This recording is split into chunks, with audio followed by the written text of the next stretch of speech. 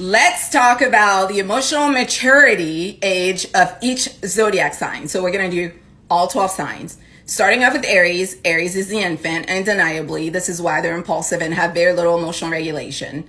Taurus is a young child, so not quite an infant, but very possessive. This is why Taurus thinks controlling all of their possessions and all of the people that they love is going to make them happy. Gemini is a child, so around 7 or 8. So they're all into asking questions and want to know all the uncomfortable things that adults don't want to talk about. Cancer is coming into puberty. The hormones are kicking in. This is why they're so moody.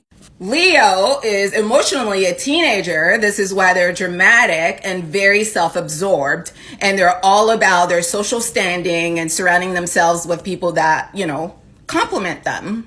Virgo is about 18 years old. They're the young adult. They're lunching on their own. This is why they're so neurotic and analytical, because they know this lunch has to be successful. So they make sure they get all of their ducks in the row.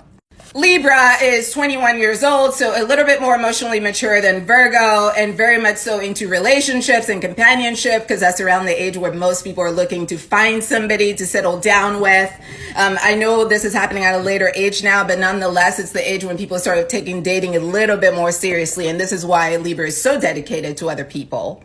Scorpio is about 30 years old, so Scorpio is a lot more emotionally mature than Libra. Scorpio has had some life experience. They're no longer a newbie. They may have even had a few failures and setbacks. So they're very much so into their reality, their needs, and their desires. So when you get to be 30, dating looks a little bit different because you're a lot less naive.